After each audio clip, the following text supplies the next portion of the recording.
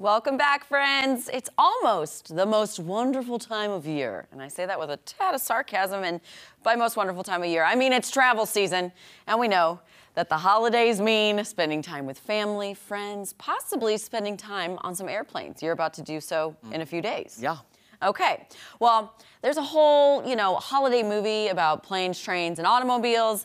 But at one point in time, taking a plane was considered a bit of a luxury. And I have to say, if the movie Catch Me If You Can didn't sway you on wanting to be a pilot or a flight attendant, this commercial just might. Let's take a look. Chances are you've heard about the plane with the spiral staircase in first class. The plane with the 2 wide aisles and the 3 widescreen movies and the 8-foot ceilings in economy. And chances are you've wondered, who's going to get this incredible bird off the ground? Now you know. Pan Am will bring you the world's first 747. Pan Am will bring you the plane with all the room in the world before you know it.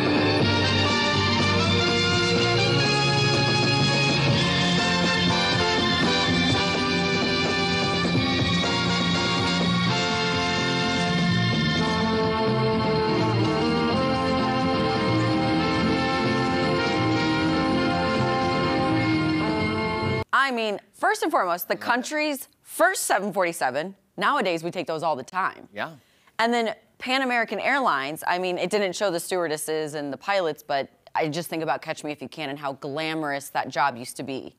Did you ever watch the TV show Pan Am? I did not. There was a drama, an hour-long drama called Pan Am a few years ago, set in the 60s with their glamorous stewardess things, all about the life of pilots and stewardesses on. I remember what you're talking about because, yes, I never watched it, but I do remember seeing it being like, oh yeah, I loved it. The show looks really good. And they canceled after 1 season. I know, how dare they? And then also, how were they getting the shots of the plane in the air? Was that all studio? That was my first question. I'm like, drones did not exist. Were they in a helicopter? They were in another plane. Okay. They were usually, to get those aerial shots, there'd be another plane or a helicopter right next to him, shooting it. Okay. Well. No, it was GoPro. It was GoPro. Yeah, it was drones, GoPros. They've been around forever. But I do miss those days when people my grandpa used to say, people used to dress up to fly. Yes. He worked for American Airlines for years, too, after the Navy. And then, travel just kind of became less of a luxury, more of like, I just got to get to where I'm going. There. Sweatpants, I'm guilty of it. I don't know how you dress to go on planes, but I wear a 3-piece suit. Okay, sure. I'd love to see a picture of you going to Vegas, okay? 3-piece suit and all. Okay, Jeremy, we've talked a lot about plane etiquette recently. Oh, don't get started. And don't even get him started. And just because you could be on a plane for a few hours, that doesn't mean it's okay or acceptable to make it like you would be at home. Right. I understand a blanket, a neck pillow, maybe even an oversized iPad, but there are some things you just shouldn't do on a plane, and this commercial sums it up perfectly.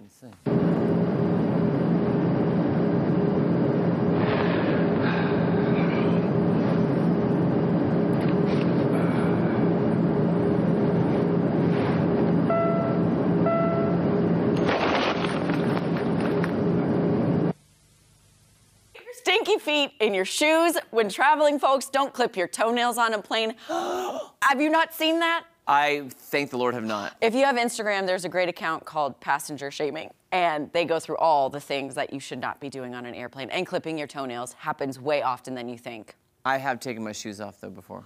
Jeremy Allen Rabe! How dare you? Wait, why did you feel the need to take off your shoes? So I was like, I gotta get comfy, and I was like, then I was sitting Indian style. I was sitting like that, and then I was like this, then I was going like this. I don't even know you. Trying to go like this. I was just stretching out. Oh, okay. Well, I am definitely passenger shaming you, but I love this Schultz commercial because it just proves that, to me, I'm not a high-maintenance traveler. I just want everyone to keep your shoes on and have an enjoyable traveling experience. Is this making you uncomfortable? Yes, it is. Put your shoes on, sir. Okay, and then this final clip holds just a place near and dear to my nostalgic little heart. TWA was one of my first international flights that I took, and I have to say, I wish TWA was still in business because, I mean, just take a look at this commercial from the 80s. TWA presents the difference between getting you where you're going and leading the way.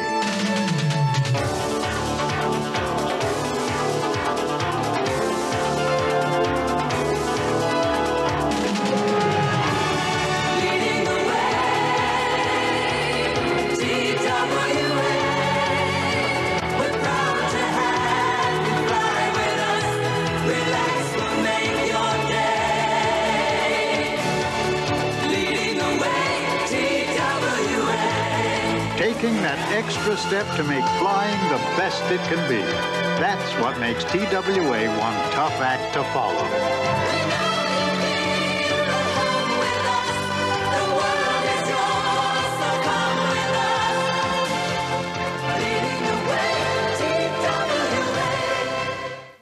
Leading the way, TWA, all the way in the USA. And around the world. Okay. Commercials in the 1980s, I think I've said it way too many times. They are unmatched. They're the best. The jingles, the suspension you feel as they're getting the plane ready, and then everyone's so happy to be on the plane, and they're leading the way. I love a good jingle. And I'm just so sad they went bankrupt because, again, my first international trip, and I say this without trying to sound like hoity-toity, but we got to go to London when I was little, and the stewardesses were so nice that they let me order a meal that was not in the particular class I was sitting in. And then I got to watch A Bug's Life on it.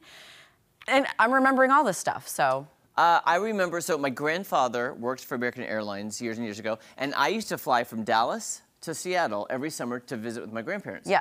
So I would get on a plane. I started flying by myself at 6 years old. Okay. So that. Gosh, you're brave. Back in the day, well, it was a different time.